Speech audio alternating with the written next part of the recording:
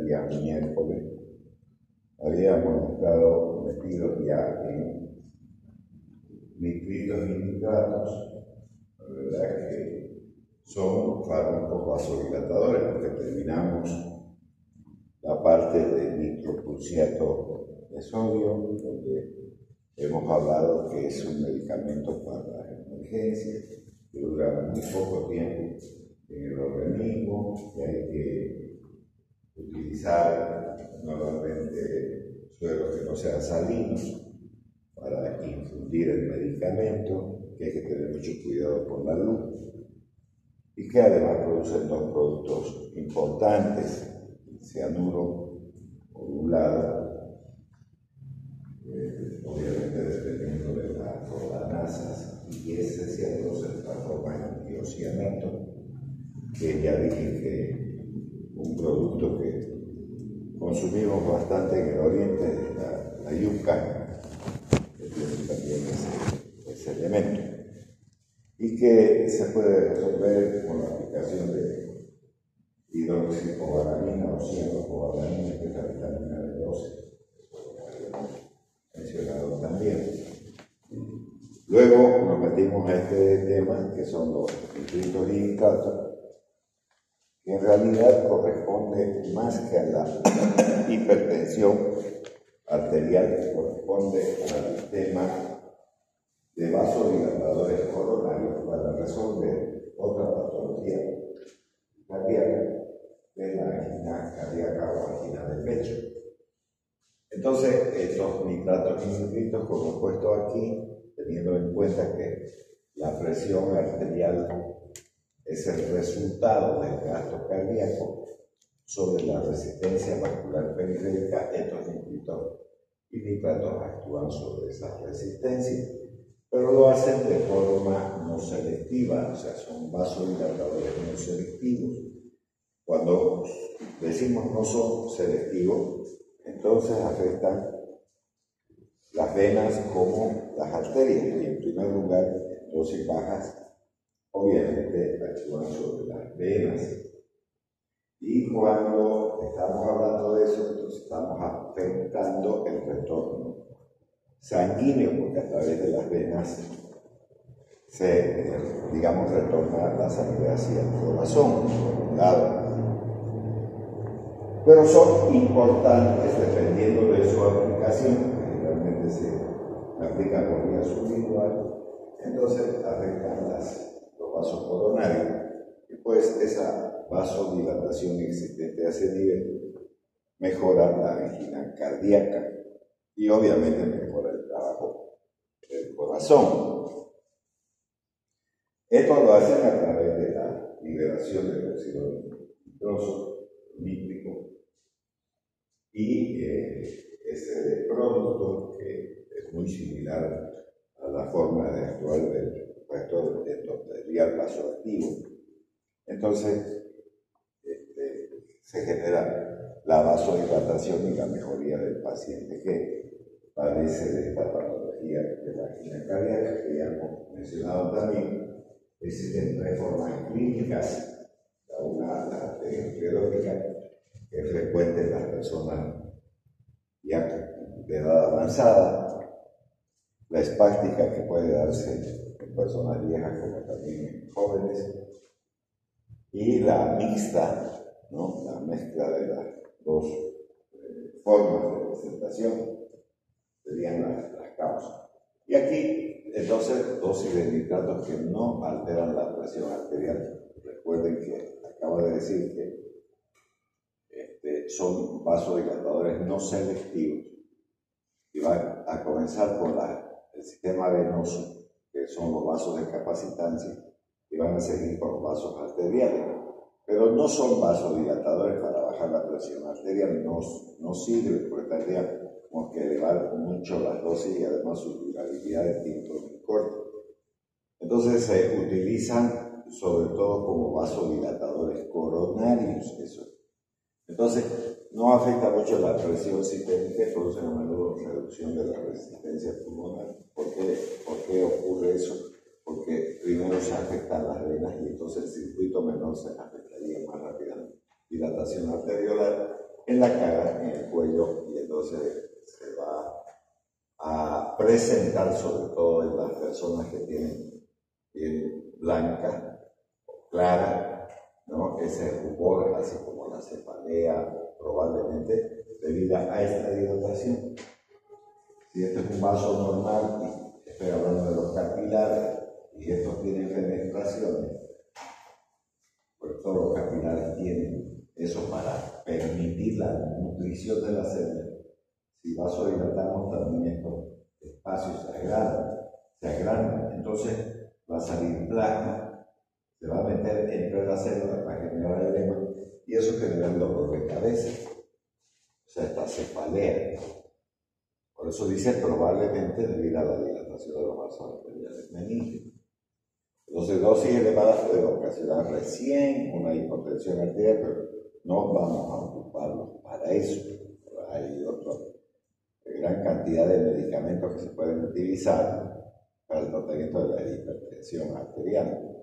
Pero si damos dosis elevadas, cosas que podría ocurrir cuando, eso estaba comentando con ustedes, cuando la gente a veces, de manera involuntaria, porque probablemente el médico que está atendiendo no explica mucho, que hay que explicar al paciente.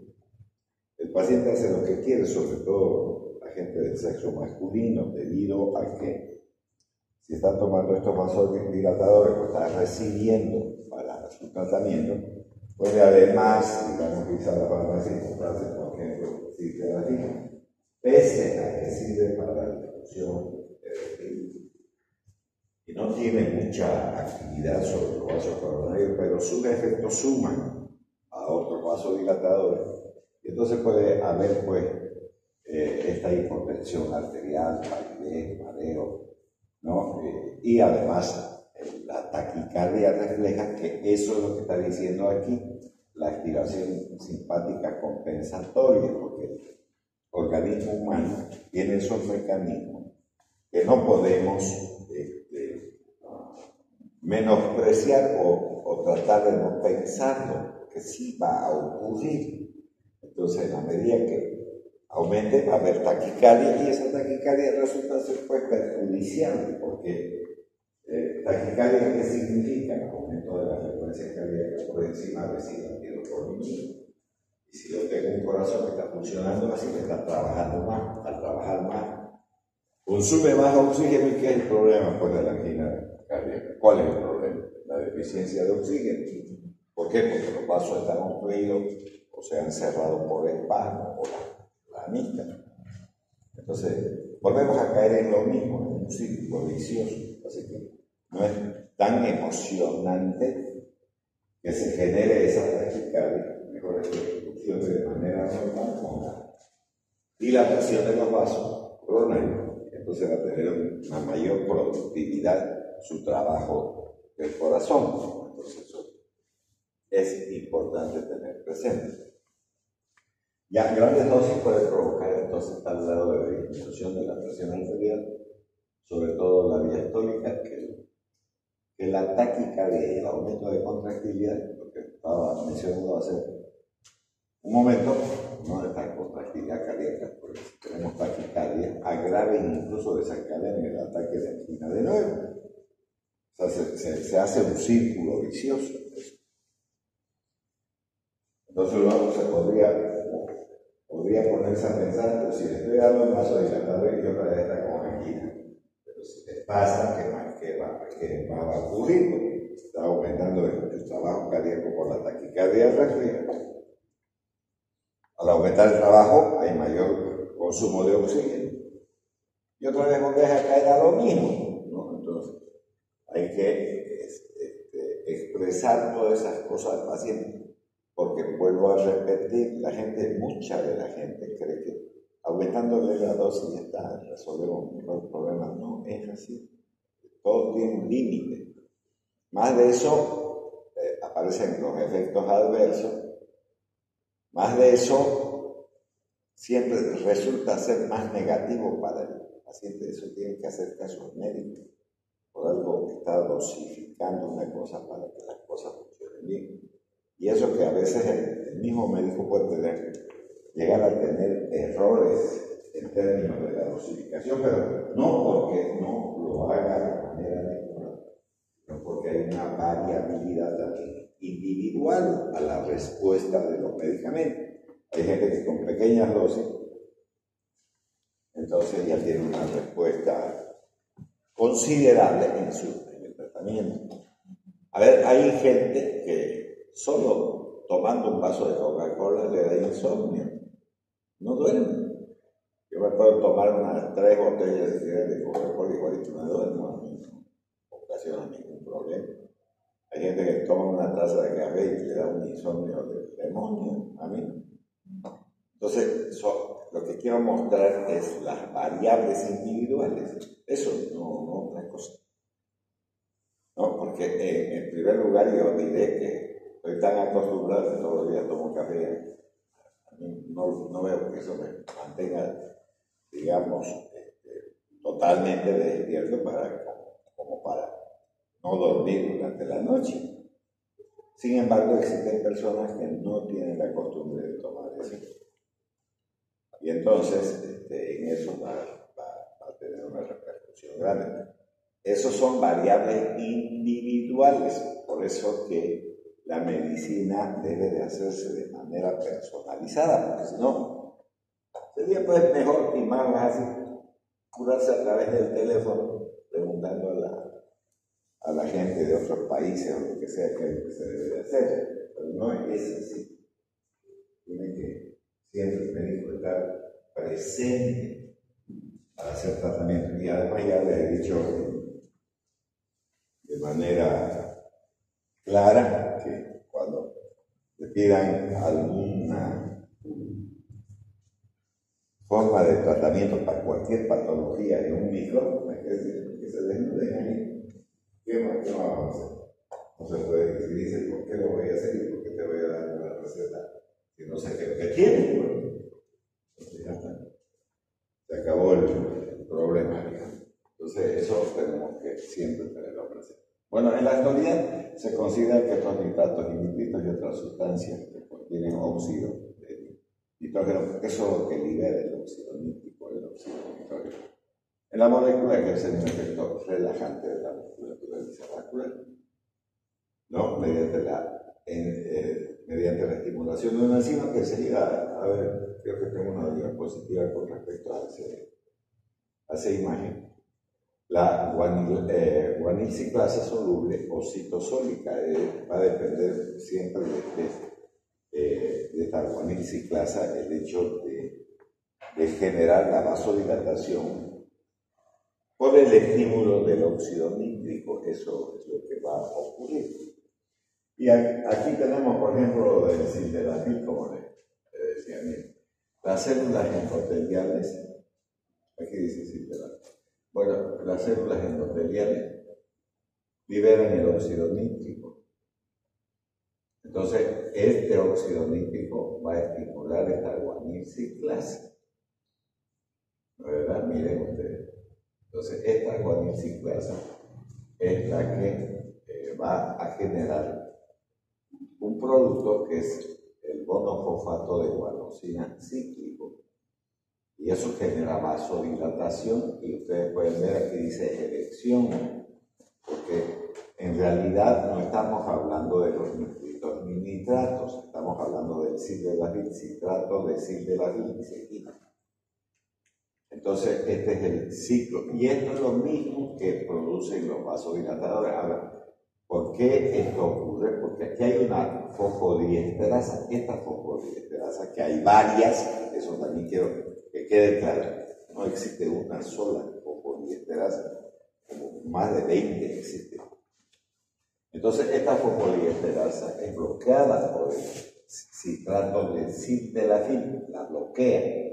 Entonces, no deja que se transforme este producto que es el monofosfato de guanosina, ¿no? El monofosfato de guanosina, pero no cíclico, este es cíclico. Entonces, al bloquear esto, se acumula este producto y genera la vasodilatación de los cuerpos cavernosos. del pene y del clítoris, que entonces genera erección. Este es el mismo mecanismo que usan los nitritos, porque forma este producto y actúa sobre la musculatura lisa. Entonces, por eso le estoy diciendo, si yo tengo angina cardíaca, y la doctora, cualquiera de las doctoras presente, que sea mi doctora, me da un nitrito para que yo me ponga debajo de la lengua, pero a mí se me ocurre ir a la farmacia porque tengo disfunción eréctil y me compro, digamos, sildenafil. Voy a sumar los efectos, voy a hacer eso. No porque siga este camino. Fíjense lo que va a hacer esto, va a bloquear aquí. No estoy generando esto, pero con el vasodilatador que me pongo en la lengua, sí voy a generar esto. Y aquí voy a bloquear y voy a acumular esto, y el resultado es el mismo. Va a aumentar, digamos, el problema. Entonces, esas cosas también tienen que hablarlas de manera clara con el paciente. No. ¿Qué tiene que ver mi angina de pecho con, bueno, señores, digamos, incluso las mujeres? Porque, vuelvo a repetir, si bien es cierto que en la cabeza de uno está más el uso para los varones, también pueden usar la mujer, no hay problema en eso. Primera erección del clítoris y demás cuestiones. Entonces hay que hablar, es decir, bueno, usted padece de angina cardíaca. Le vamos a dar este medicamento, pero no me vaya a estar comprando de manera libre en la farmacia este otro producto, porque va a tener problemas. Entonces, ¿quién le va a explicar? Si no es médico. No, tiene que explicar y ver todos los factores negativos que puedan aparecer con la utilización conjunta de los medicamentos. Porque incluso podemos llegar a tener, por último, un paciente muerto. ¿No? Entonces, listo. Entonces ahí dice, tal estimulación favorece la formación de guanosin monofosfato cíclico.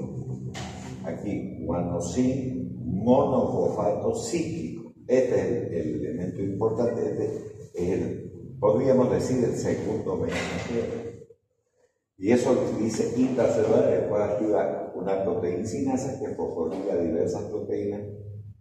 La identidad de estas proteínas se desconoce, pero es evidente que el resultado final consiste en una reducción en la concentración de calcio citosólico. Ahora, ¿por qué se reduce el calcio? ¿Por qué se reduce el calcio? Entonces volvamos a la fisiología. Tenemos que volver a la fisiología.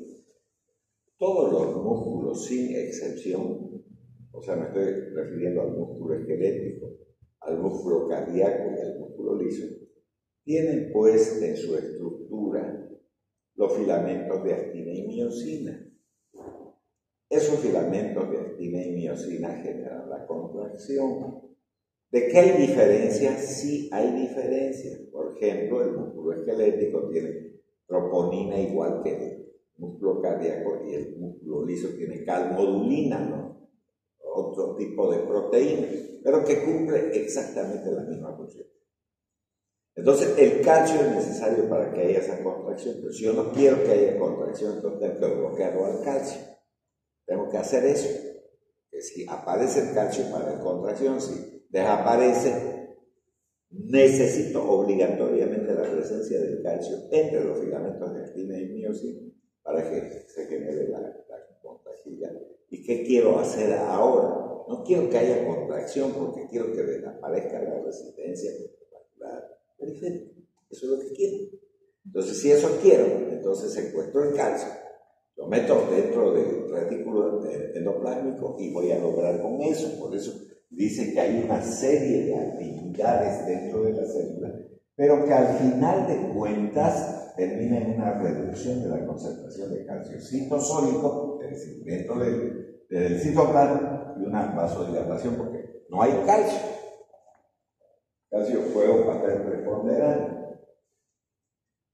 Entonces fíjense que usando otros medicamentos, igualito vamos a caer al calcio que ya hemos visto bloqueantes de los canales de calcio. ¿No es verdad? Y hemos hablado incluso de los diferentes canales de calcio existentes en el organismo humano. Recuerden que lo que nos interesaba en términos de la presión arterial eran los L, ¿no? Y además voltaje dependiente, eso también hemos hablado ya antes. Listo. Entonces aquí tenemos las diferentes estructuras químicas de los productos que son vasodilatadores coronarios. Por ejemplo, aquí tenemos la nitroglicerina, trinitrato de glicerol o trinitrato de glicerina o de glicerol, como quieran ustedes, que es la nitroglicerina. Y esta nitroglicerina en su estructura química tiene óxido nítrico, ¿no? Entonces, después tenemos el dinitrato de isosorbides, este otro, digamos, esta otra estructura química igual, aquí tiene esa presencia, digamos, aquí también la tiene. Después el nitrito de amilo, que es este de acá, aquí también tenemos el óxido nítrico, como ustedes pueden ver. Y la molsidonina, que es el último producto, que de la misma manera todos estos compuestos, la verdad, funcionan como vasodilatadores. El más utilizado de todos estos que están aquí es este y este. Entonces, eso se encuentra en el comercio. Son los medicamentos que los cardiólogos, ¿no?, indican a los pacientes que se pongan de manera sublingual o de forma sublingual para producir la vasodilatación. Entonces, eso es. Y aquí tenemos eso también, miren. Independientemente de los nitratos, nitritos, el nitrofruciato, lo que ustedes quieran, ¿en qué vamos a terminar? En la formación del óxido nítrico. Este no es óxido nítrico, no es no. Entonces, va a actuar sobre una proteína de membrana llamada guanil ciclasa. Y entonces, con gasto de energía, con el guanosin trifosfato, se forma el segundo mensajero, que es el guanosin monofosfato cíclico. Y entonces, a través de una proteincinasa inactiva, entonces se activa. ¿Y qué pasa con este calcio? Se secuestra. No tiene que haber, tiene que desaparecer para que exista vasodilatación, porque si persiste el calcio entre los filamentos de actina y miosina, no hay relajación. Entonces terminamos otra vez en el calcio. ¿Y qué productos hacen? Todos, porque todos terminan formando óxido nítrico. Lo que quieran ustedes aquí. Ahora, esta proteincinasa, esa es la fosforilasa. Usted hace que no no continúe el proceso de inactivación, entonces hace que se acumule, igual funciona esto. Entonces, siempre está centrado en ese mecanismo. Y voy a volver a repetir, si tenemos medicamentos que actúan sobre la fosfodiesterasa, no solamente existe uno, sino varias fosfodiesterasas, alrededor de unas 20 fosfodiesterasas, y hay diferencias de unos vasos a otros vasos. Ya, el mecanismo propuesto para explicar entonces la relajación del músculo liso por diversos fármacos que contienen óxido nítrico en su molécula, las sustancias lipófilas, atraviesan la membrana celular, liberan el óxido nítrico, directamente o a través de los pasos intermedios. En el caso de los nitratos orgánicos, estos pasos intermedios requieren glucosulfidilo intracelular. Aquí también voy a hablar de algunas cositas que a veces son interesantes, porque hay una medicina laboral también,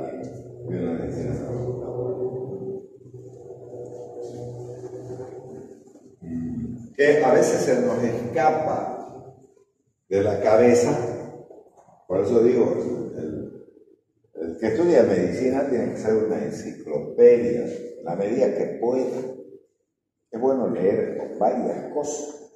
A ver, vamos a ver algunas que, digamos, en alguna medida son casi obligatorias para poder entender esta parte de aquí.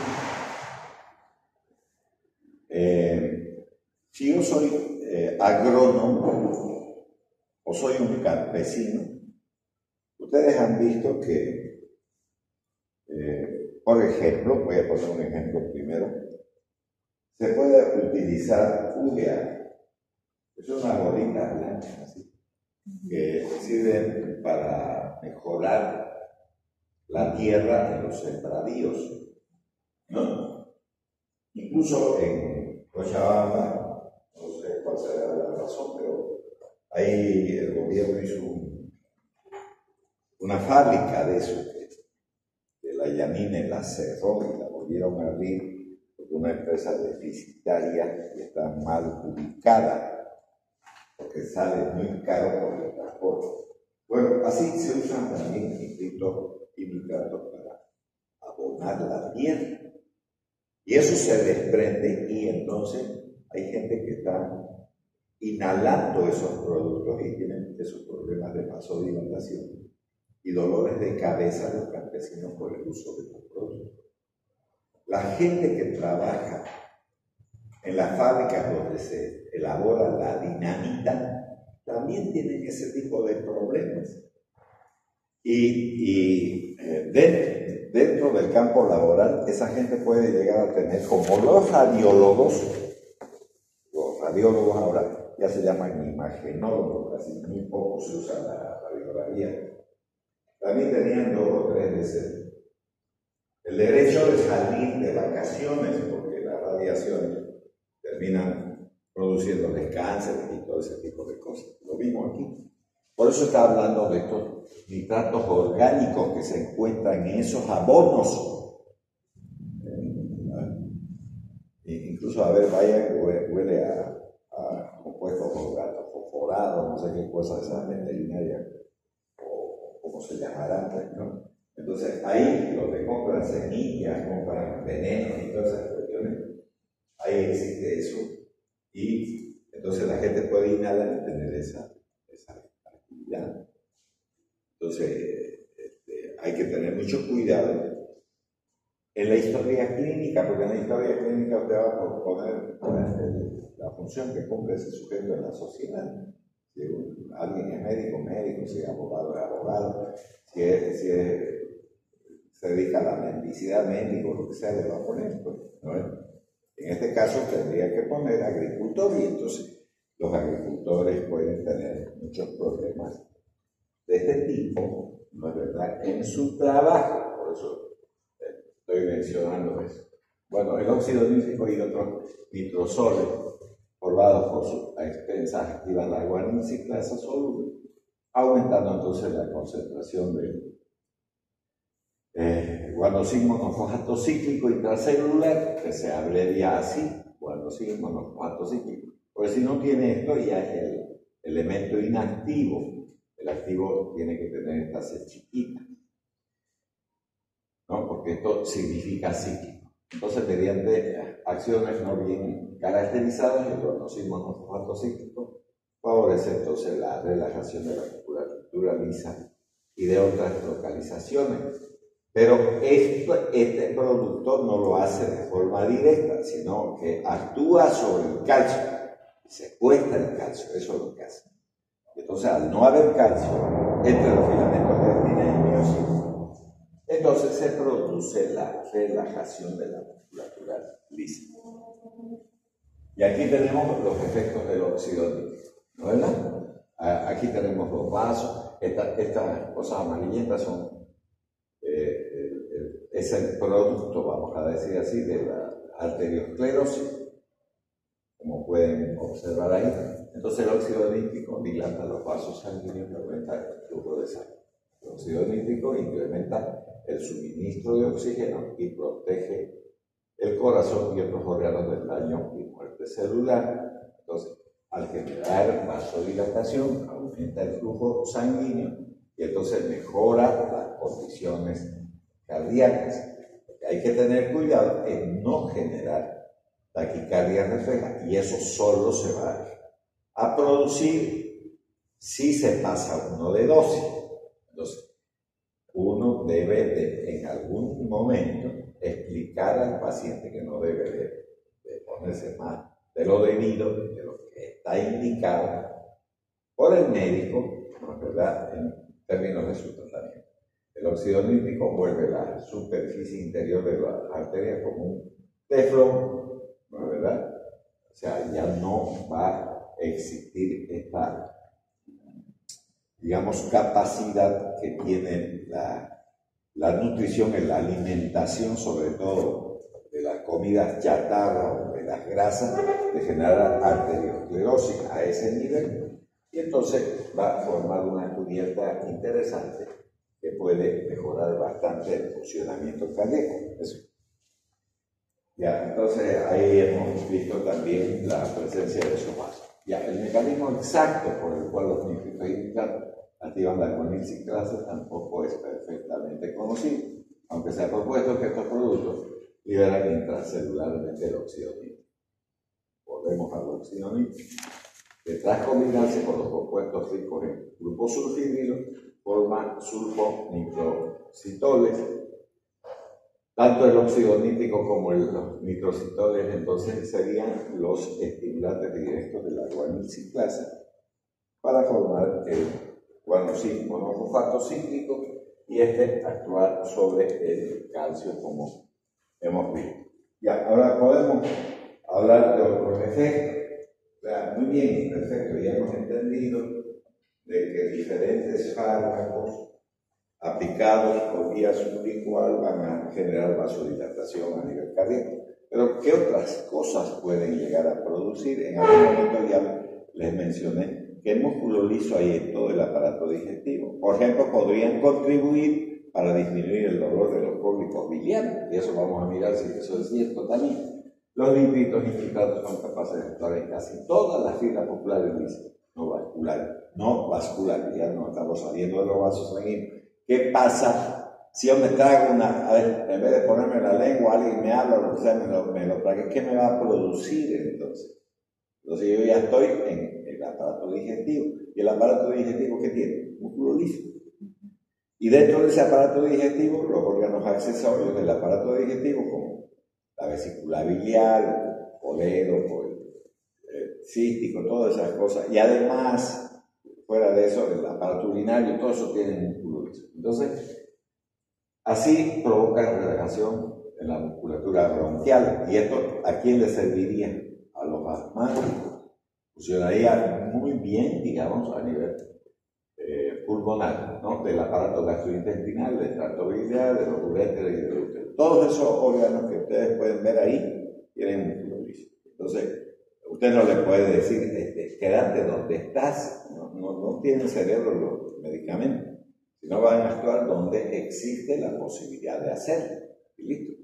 Entonces, todos estos que están aquí hay que tenerlos en cuenta, ¿no? Bronquial, el aparato gastrointestinal, tracto biliar, los uréteres del útero. Incluso a nivel ocular existe músculo liso. Ya.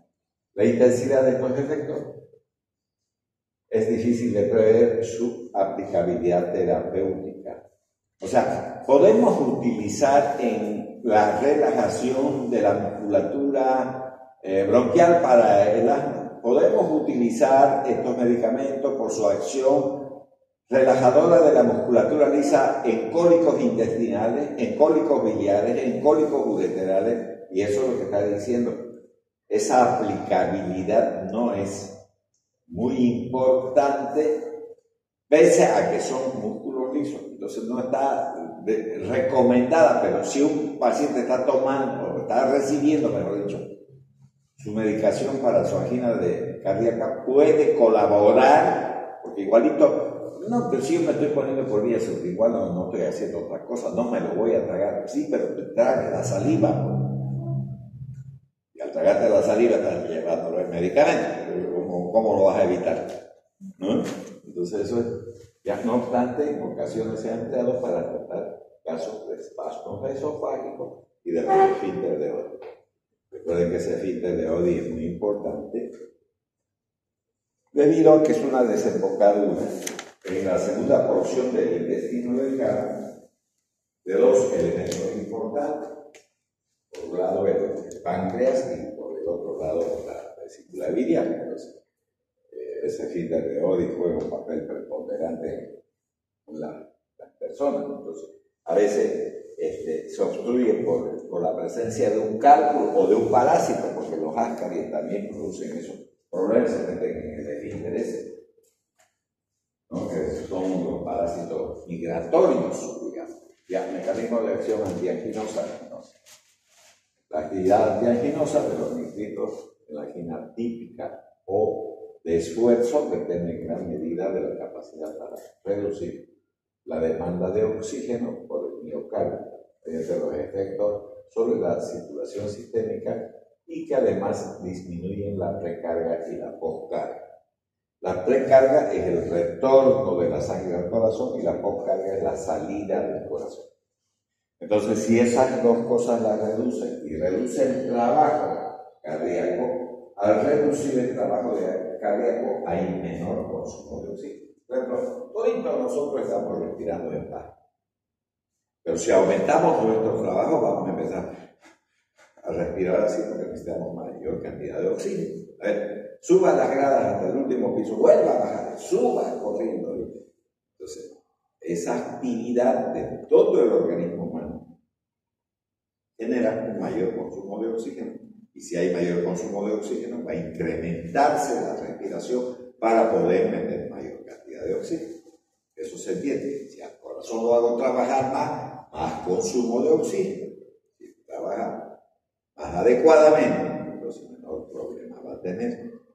Por eso es que se llama también angina de esfuerzo. A veces, ¿qué hacen los cardiólogos cuando uno va a visitarlo? Lo hacen trotar ahí. No necesitan estar trotando ahí, sino que hacen eso y lo controlan con minutos. A ver qué medida, ¿no es verdad?, se manifiesta algún problema de ese orden. Sobre todo eso le hacen hacer a la gente que tiene una mayor edad y mucho más aún las personas obesas, porque se supone que en alguna medida, digamos, tienen un mayor contenido de grasa en sus vasos sanguíneos y que son generadores de las arteriosclerosis.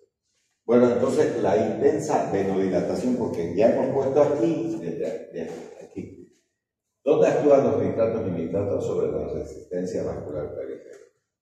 Generando la vasodilatación por el secuestro del calcio. Entonces, por lo tanto, son vasodilatadores. ¿Qué dice aquí? No selectivos. Si no son selectivos, quiere decir que no es solamente los vasos arteriales, sino también los venosos. Por eso es que se ha puesto, ¿no?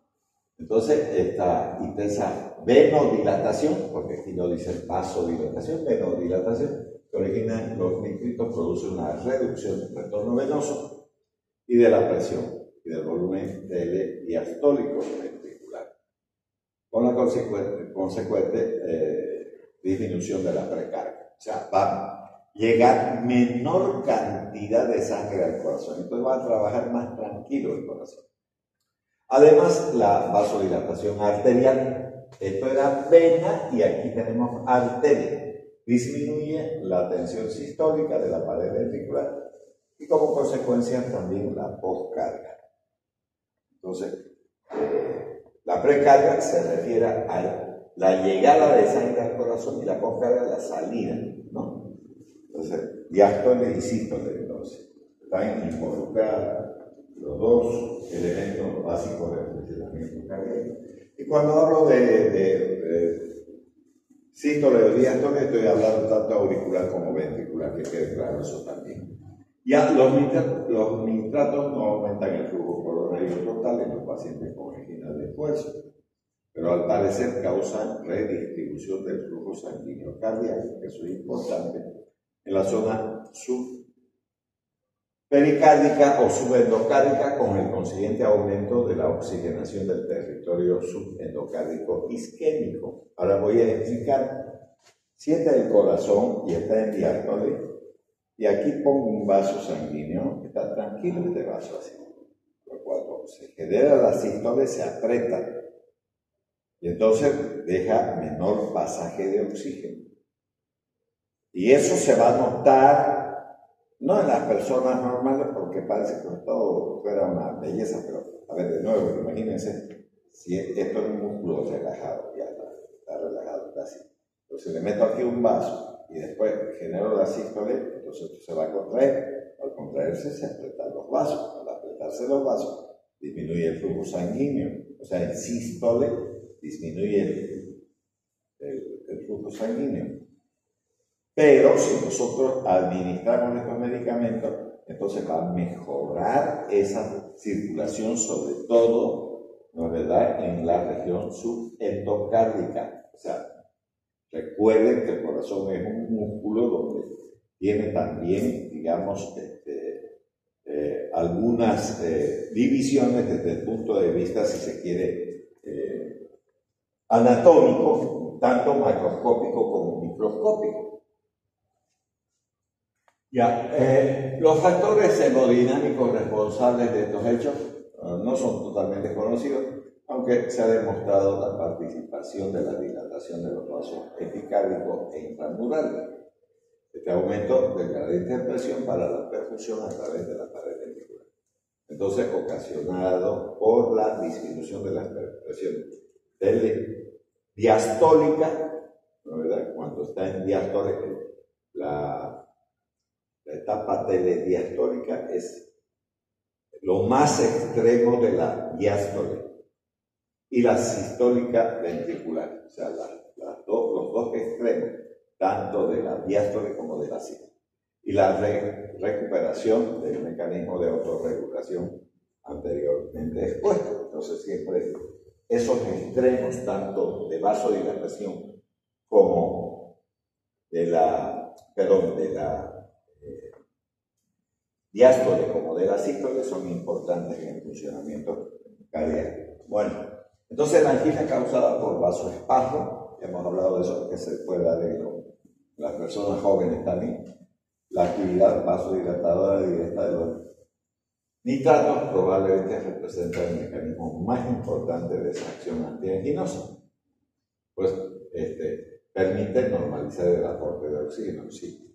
Aquí no hay arteriosclerosis, sino que los vasos se contraen. Eso se llama vasoespasmo. Pueden generar las mismas características que produce un vaso arteriosclerótico, pero la diferencia estriba que es mucho más frecuente en las personas jóvenes. Si hay personas jóvenes con eso, entonces hay que estar pensando desde el punto de vista del diagnóstico que sí es una angina cardíaca, pero obviamente generada por el espasmo vascular, o sea, la contracción de la musculatura. Entonces hay que relajar la musculatura, eso es lo que hay que hacer. Y se puede relajar con el uso de estos nitratos. No obstante, la disminución de la demanda de oxígeno por miocardio también desempeña un papel relevante en este caso. O sea, sobre todo la isquemia va a generar mayor isquemia en términos generales. Bueno, independientemente del tipo de angina, las consecuencias finales de la acción de los nitratos consisten en entonces una disminución o abolición del dolor, porque esa angina obliga al paciente a quedarse quieto. Digamos, si está caminando, está subiendo una grada, o sea, se detiene y hace así y siente dolor. Claro, que lo precordia. Entonces la gente suele decir, ¿qué es lo que le pasa? Que me falta el aire, estoy fatigado, para no ser tan alarmista. En algunos casos, pues si el dolor es muy importante, y vuelvo a repetir también, y voy a volver a decir, que cuando se ocurren esos casos de isquemia, duele toda esta parte interna del brazo, sobre todo, digamos, del lado izquierdo, incluyendo estos dos dedos, ¿no? El meñique y el anular, todo eso duele. Si la gente le dice que ese dolor está sintiendo, entonces está generándose un problema de isquemia en el corazón. Con eso no estoy diciendo que sea necesariamente una angina cardíaca, porque también los pequeños infartos cardíacos pueden llegar a producir ese problema. Recuerden que un infarto entonces es bloqueo de un vaso sanguíneo por la presencia de un coágulo. Entonces, ya eso, pero va a generar igual isquemia. O sea, el dolor es por la isquemia. Y ahí está hablado de un aumento del tiempo de ejercicio o grado de estrés soportando, digamos, sin que aparezcan dolor o signos en el electrocardiograma de isquemia miocárdica.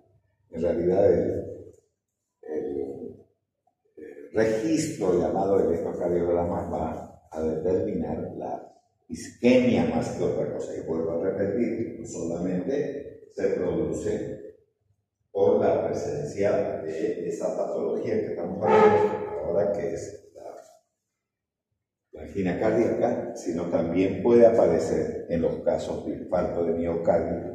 No siempre son masivos y voluminosos los infartos, a veces son pequeños, pero que generan estas manifestaciones de dolor en la gente, que le va a decir que le duele el brazo izquierdo en la parte interna. Estos dos,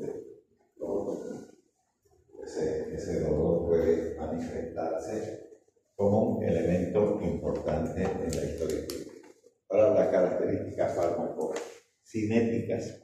Ya hemos hablado de que estos fármacos no solamente tienen acción sobre la musculatura vascular, ya sea esta venosa o ya sea arterial, sino también sobre otros músculos lisos, que si bien es cierto, no tienen una gran repercusión terapéutica, pero pueden influir en calmar el dolor crónico intestinal, biliar, etc. Vamos a empezar con el nitrato de glicerilo o nitroglicerilo. Es el producto que se usa para elaborar las dinamitas. Solamente se le pone un fulminante y una mecha y ya está. Listo ya. Con eso se hace explotar. Ese producto es una masa de color amarillento. Este producto se absorbe fácilmente por la mucosa sublingual, el tubo gastrointestinal y la piel. O sea, si lo tragan también, si se aplica en la piel también. Pero es sometido a un aclaramiento muy rápido, por lo que su servibilidad es muy rápida. Recuerden también del nitrocruciato de sodio, que hemos hablado de que tiene una poca durabilidad. Generalmente empieza a actuar entre los 2 a 3 minutos y de la misma manera desaparece del organismo. Así hablamos del nitrocruciato de sodio. Y este funciona más o menos parecido también en términos de tipo. La rápida aclaración entonces se debe a un intenso metabolismo hepático, ¿no? Mediante la glutatión nitrato reductasa y una elevada acumulación de fármaco en el tejido vascular, donde también se metaboliza.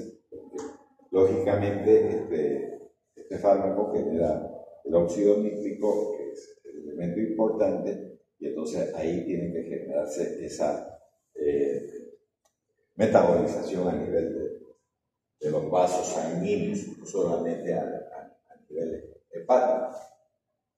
Ya, entonces los metabolitos resultantes, el 1,2-gliceril-dinitrato, 1,3-gliceril-dinitrato, son mucho menos activos que el producto original. Y estos metabolitos posteriormente se convierten en mononitratos que se eliminan conjugados con el ácido glucurónico. Los glucuronos conjugados se van a eliminar por vía renal.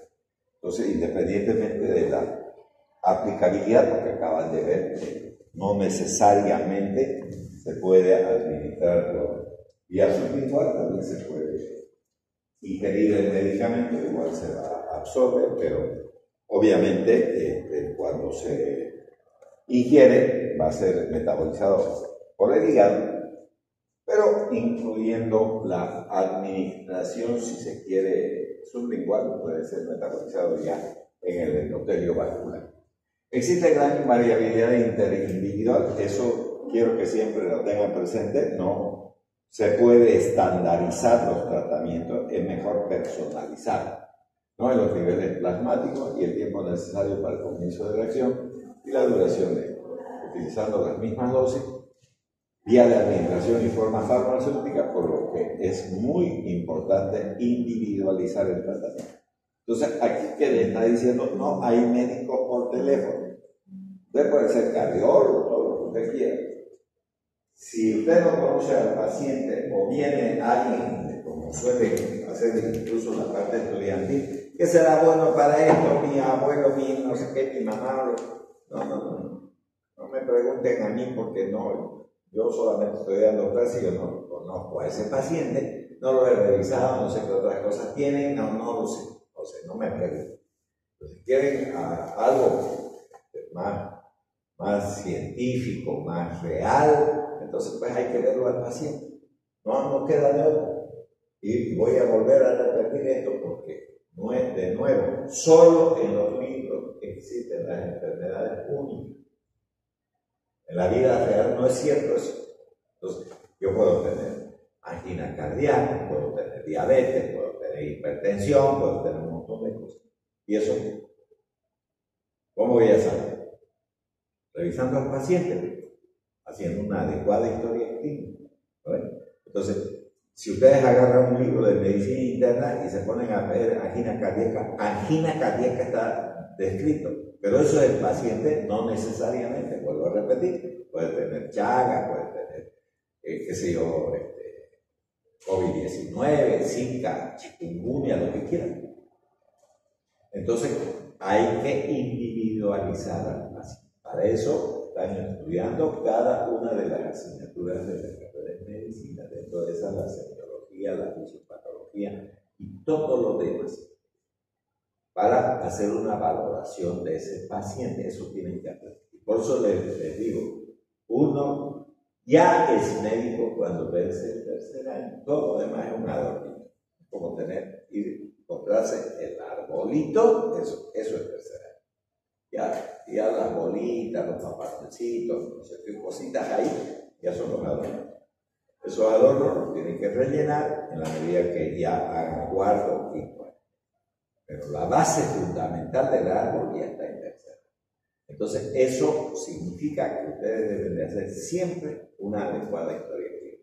Eso no se olvide, porque si lo hacen de manera adecuada, entonces siempre van a ser médicos exitosos. Si no lo hacen, entonces la cosa va a funcionar. La farmacología no es una materia demasiado importante. Siempre ella es esclava de los resultados que uno tenga desde el punto de vista semiológico. Usted hace una buena historia clínica, entonces va a tener un buen diagnóstico. Si tiene un buen diagnóstico, entonces va a tener un buen tratamiento, por lógico. Si hace un mal diagnóstico, pues si está errado el diagnóstico, que el tratamiento va a salir bueno, si está en otro camión, en otra cosa diferente. Entonces, para ello no es útil, como dice ahí, la determinación de los niveles plasmáticos del fármaco, ¿no? Puesto que no existe una relación estrecha entre la concentración plasmática y los efectos que pueda llegar a provocar el medicamento. Va a depender mucho, ¿no es verdad?, de la variación interindividual que ya hemos hablado y que por eso estamos repitiendo que las cosas deben de hacerse bien y no por teléfono o no dependiendo de una charla de una tercera persona que le esté preguntando sobre eso. Y hagan eso ustedes también. No pueden estar suponiendo los supuestos, no son nada buenos. Hay muchas historias de fallecimientos de personas porque hay gente que se mete a hacer cosas que no debe de hacer. Entonces, cuando se requiere un efecto inmediato, es de gran utilidad la administración sublingual. Eso es por la estructura anatómica que tiene el ser humano. Entonces, ¿qué tenemos ahí? Entonces, debajo de la lengua, obviamente los capilares linguales, que se van a las venas linguales, después a la yugular a la cava superior, la cava superior al corazón y ya llegamos rápido. Entonces, no pasa ni por el hígado ni por nada, entonces ya funciona de mejor manera. Entonces, por eso es bueno estas vías sublinguales. pero la duración de la acción por esta vía es corta, ¿no? Entonces eso también hay que tener en cuenta, o sea, va a resolver el problema, pero no va a durar mucho tiempo. En cambio, si se resiste una acción prolongada, habrá que recurrir a preparados de degradación sostenida, que se puede encontrar obviamente por vía oral.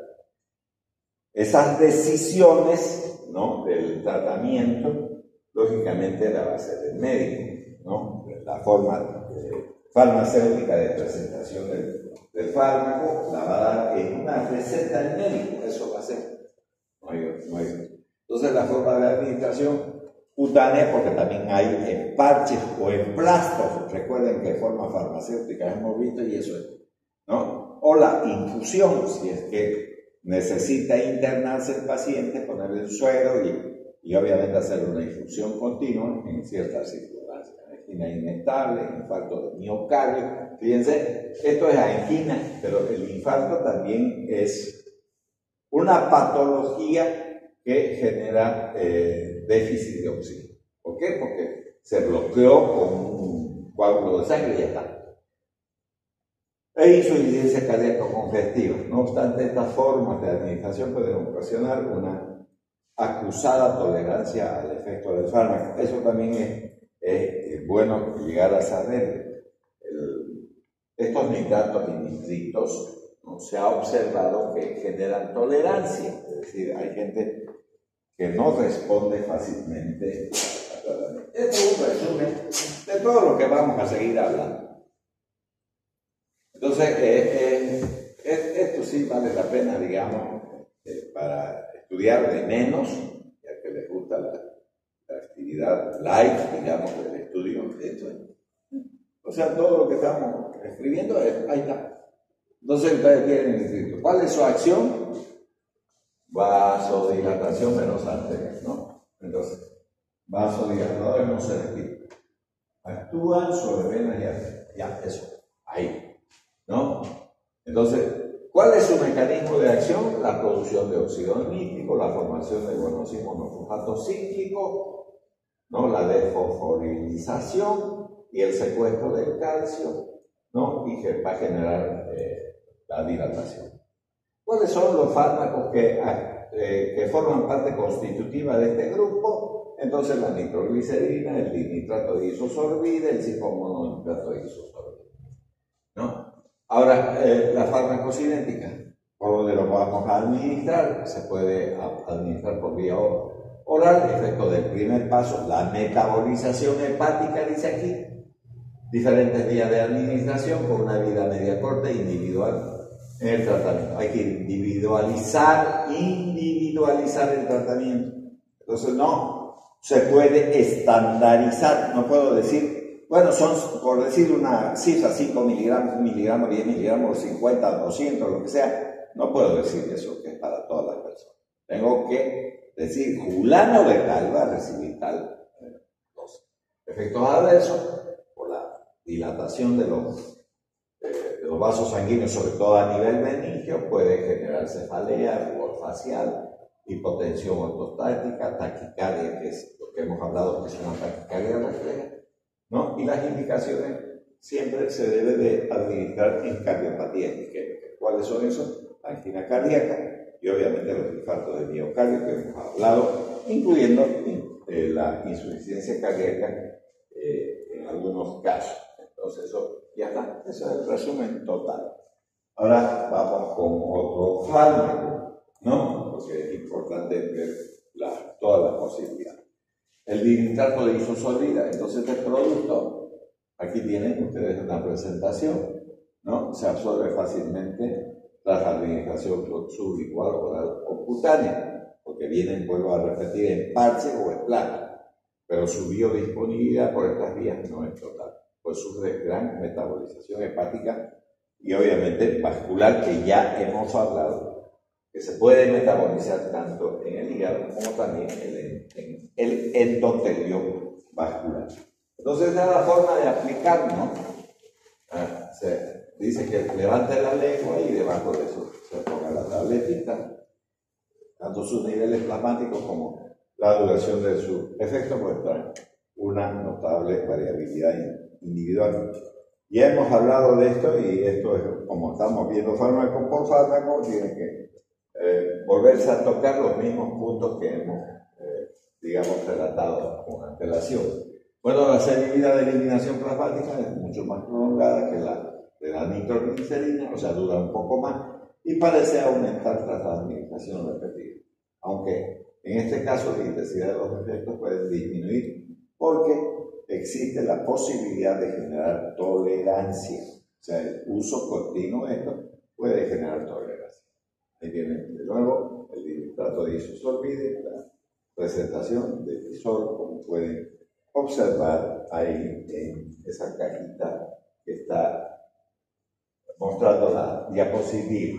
Como consecuencia, entonces, de su metabolismo se generan metabolitos activos, el 2 y el 5 mononitrato de isosorbide. Recordemos que existe en el comercio este mismo producto que es un metabolito, pero que lo han vuelto fármaco también, para resolver los problemas de la angina cardíaca. Enseguida vamos a ver, los cuales se eliminan más lentamente y al parecer son los responsables en parte de la actividad del producto original. O sea, estos metabolitos que también, vuelvo a repetir, se han vuelto fármacos, ¿no?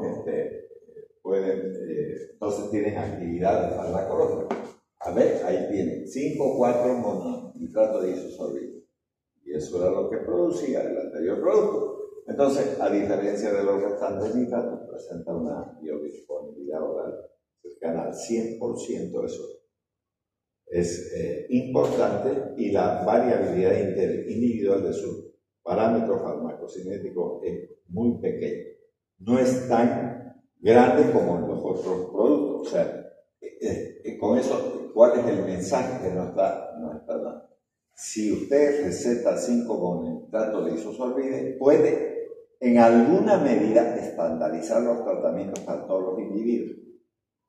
Aunque siempre va a haber un pequeño margen, ¿no?, que deba de individualizar en alguna medida el tratamiento en diferentes pacientes. No se puede decir en el 100% voy a estandarizar el tratamiento. Mucho mejor en ese sentido. Se metaboliza igualito en el hígado mediante reacciones de deshidratación, conjugación con el ácido glucurónico, siendo los metabolitos resultantes totalmente inactivos. El 95% de la dosis se excreta por vía renal en forma de metabolito, y la semivida de eliminación plasmática es bastante prolongada, yo diría entre 4 a 5 horas, cosa que no hemos visto con los otros productos que rápidamente, sobre todo con la nitroglicerina, que rápidamente se elimina del organismo. Bueno, este es un cuadro interesante para ver, digamos, dos productos, el dinitrato de isosorbide y el mononitrato de isosorbide, como pueden ver aquí. Entonces, este, por ejemplo, tiene baja biodisponibilidad por el metabolismo hepático que sufre. Este tiene un metabolito activo, por lo tanto tiene una acción mucho más prolongada, ¿no? El inicio de acción tenemos a los 15 a 30 minutos, 30 a 60 minutos, una hora obviamente, la duración de 2 a 6 horas, de 3 a 6 horas. Digamos, la indicación terapéutica en cuanto se refiere a la dosis es de 10 a 60 miligramos 2 o 3 veces al día, de 20 a 40 miligramos 2 veces al día. Hay formas de presentación del dinitrato de isosorbide en su forma rectal, de 80 a 120 miligramos, y dura 24 horas. Por término medio podríamos decir entre 10 y 14. Lo mismo ocurre en esa presentación rectal, quiere decir que va a tardar en desaparecer del organismo, entonces de 60 a 120 miligramos para 24 horas, con una media igual de 10 a 14. No existe una evidencia de la ventaja, pero obviamente tiene un mayor costo este medicamento que se debe. Pero en líneas generales, si sacamos, independientemente de la dosis y todo ese tipo de cosas, realmente los tiempos de durabilidad son los mismos, ¿no es verdad? Y lo de malo de este medicamento que es un poco más caro, eso es lo que está diciendo ahí, diferencia de corte. Bueno, en nuestro país nunca se puede ya saber lo que puede llegar a costar un medicamento. Y aquí tenemos, no es verdad, también un cuadro con respecto a eso. La nitroglicerina, la forma intravenosa, la sublingual oral, en ungüento de picos o parches transdérmicos, etcétera, etcétera, las diferentes presentaciones que obviamente ya hemos mencionado, ¿no? Con antelación. Bueno, ahora, reacciones adversas, es bueno llegar a saber, ya saben ustedes las reacciones adversas, porque ya hemos estado hablando, que produce, por ejemplo, la cefalea, ya hemos hablado de la cefalea, y eso es una reacción adversa, ¿listo? Entonces, vamos a comenzar por ahí. Ya la mayoría, pero porque es una reacción adversa producto de la vaso o venodilatación. Entonces, los efectos indeseables causados por nitritos se deben a su capacidad vasodilatadora. Entonces, obviamente, que va a aparecer el dolor de cabeza del paciente. Le va a decir cuando me aplico este medicamento, suele doler. ¿No? La cefalea es la más común, sobre todo en el comienzo del tratamiento. Usualmente disminuye tras unos días de terapia de forma continua, aunque a veces puede obligar a disminuir la dosis o a administrar analgésicos menores. Cuando habla de analgésicos menores, un producto muy conocido, el paracetamol o acetaminofén, sería el indicado ahí, porque en realidad no es un aire. Bueno, pero se puede usar también cualquier otro. También, que es como si se va a caer la presión arterial, aunque no tienen una acción importante sobre la presión arterial en sí, pero podría ocurrir eso. Entonces, puede generar hipotensión ortostática. Entonces, ¿qué es lo que hay que decirle al paciente? No se incorpore bruscamente, porque se puede desmayar. Puede ocasionar debilidad, mareo, taquicardia, la taquicardia compensadora, ya hemos hablado de eso también, reacciones sincopables de intensidad variable. Entonces, en general, estas reacciones se controlan colocando al paciente en posición supina y levantando los pies. ¿Cómo se llama eso? ¿Cómo se llama? ¿Ya han visto de semiología eso, no? ¿Qué hacen cuando una persona se desmaya? Levantan los pies, ¿cómo se llama eso? Tren. Eso mismo, eso está diciendo ahí, ya. Para que vean que todo funciona con la semiología. ¿No? Una buena historia clínica, listo. Entonces usted que si le ocurriese esto, ¿qué tendría? Que le lleven los pies, pues, ¿no? ¿Para qué? Para que haya un mayor flujo de sangre hacia el cerebro, ¿verdad? Eso es, ya está. Entonces no le tengan mucho miedo de hablar. Entonces levantándole las piernas para aumentar el retorno venoso. Entonces uno ya mejora al paciente en ese sentido, ¿no? Cualquier persona desmayada, lo primero que hay que hacer es acostarle y levantarle los piecitos, que haya mayor flujo de sangre, ya está. Entonces eso, ustedes que les gusta, digamos, vestirse así de esos pijamas de cirugía, ¿no? Para decir, soy médico. Esas cosas tienen que saber usted. Por ahí se desmaya a alguien, así debe ser médico, digamos. ¿No? Mejor pasar desapercibido, pero si ustedes quieren hacerse notar, entonces háganse notar también en esta actividad. Más rara vez se ha descrito la aparición de náuseas, también vómito, rubor facial, ya hemos hablado de eso, que se produce por la vasodilatación. Recuerden que hemos hablado de la cara y del cuello, también hemos hablado de eso.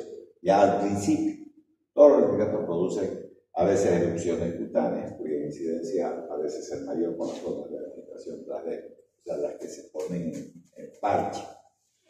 En este último caso, para reducir la incidencia, es útil ir cambiando periódicamente de lugar de aplicación, porque eso es una reacción de tipo local, pero puede haber también reacciones alérgicas generalizadas, no necesariamente en el lugar de aplicación.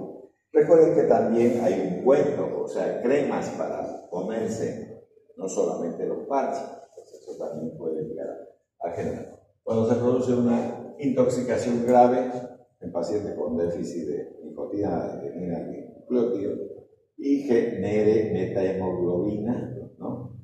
Esa metahemoglobinemia se produce por la acción oxidante de los linfocitos sobre la hemoglobina. Ahora, es fácil hacer el diagnóstico. Se agarra una jeringa, se saca la sangre y la sangre ya no es roja vinosa. La sangre venosa tiene ese color rojo vinoso. En cambio, el paciente que tiene metahemoglobinemia se parece al ladrillo adobillo, medio naranja. Solamente sacando así la sangre ya se sabe. Pero no hagan eso. O sea, ustedes pueden poner en su historia clínica de extraer de sangre, la sangre tiene un color diferente, ponen el color que ustedes están observando y igualito tienen que mandarlo al laboratorio. No se confíen en... A ver, voy a decir lo siguiente. Es cierto que va a tener metahemoglobinemia cuando cambió el color de la sangre a un color ladrillo. Entonces, no se conformen con eso, porque si algo ocurriese y lo llevasen después, usted no tiene ojos de laboratorio, así le va a decir el juez. ¿Por qué usted dice que eso? Por el cambio de hemoglobina, ¿qué tiene que ver eso? Entonces, siempre es mejor hacer los análisis, porque usted tiene una respuesta y ahí está, listo, ya está. ¿No? Aunque puede iniciar usted el tratamiento, digamos, metahemoglobinemia, pero haga eso siempre. Ya. Y aquí vamos a quedar, tolerancia y dependencia. Para la próxima clase vamos a continuar con este tema el día lunes. ¿Listo? Bueno, muy bien. Yo también tengo que ir a pasar clases.